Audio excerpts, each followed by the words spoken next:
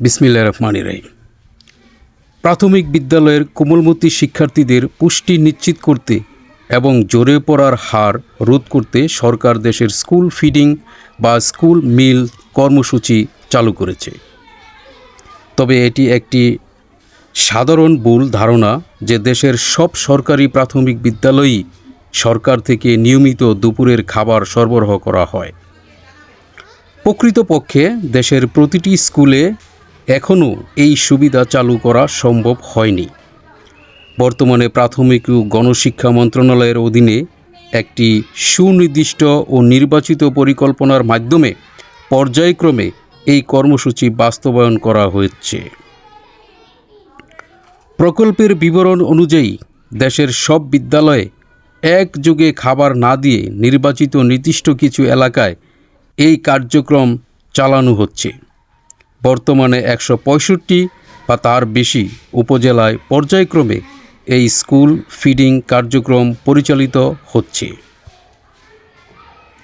এই কর্মসূচির মূল লক্ষ্য হল গ্রামীণ, প্রত্যন্ত ও সুবিধাবঞ্চিত এলাকার শিশুদের দৈনিক পুষ্টির চাহিদা পূরণ করা। যেসব বিদ্যালয়ে এই বিশেষ প্রকল্প চালু রয়েছে সেখানে সপ্তাহের 5 দিন শিক্ষার্থীদের মাঝে সম্পূর্ণ বিনামূল্যে মানসম্মত ও পুষ্টিকর খাবার বিতরণ করা হয়। প্রাথমিক শিক্ষা অধিদপ্তর কর্তৃক সরবরাহকৃত এই খাবারের তালিকায় শিশুদের স্বাস্থ্যের কথা বিবেচনা করে বেশ কিছু পুষ্টিকর খাদ্য উপাদান যুক্ত করা হয়েছে। এই তালিকায় রয়েছে ডিম, রুটি, দুধ, কলা এবং বিশেষ পুষ্টি সমৃদ্ধ বিস্কিট।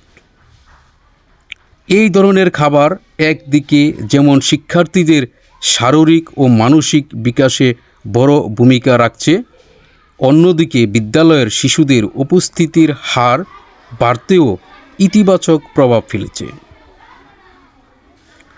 দুপুরের এই পুষ্টিকর খাদ্য গ্রহণের ফলে শিশুরা দীর্ঘ সময় ক্লাসে মনোযোগ দিয়ে পড়াশোনা করতে পারে। অনেক অভিভাবক বা সচেতন নাগরিক জানতে চান যে তাদের এলাকায় স্থানীয় প্রাথমিক বিদ্যালয়টি এই চমৎকার সরকারি সুবিধার আওতায় রয়েছে কিনা। এটি নিশ্চিত হওয়ার অত্যন্ত সহজ। আপনার এলাকায় স্কুলটি এই বিশেষ পুষ্টি কর্মসূচির আওতাভুক্ত কিনা তা জানার জন্য আপনি সংশ্লিষ্ট স্কুলের ব্যবস্থাপনা কমিটি SMC অথবা সরাসরি উপজেলা শিক্ষা অফিসে যোগাযোগ করতে পারেন। তারা আপনাকে এই প্রকল্পের বর্তমান অবস্থা ও ভবিষ্যৎ সম্প্রসারণ পরিকল্পনা সম্পর্কে সঠিক তথ্য দিয়ে সহায়তা করতে পারেন।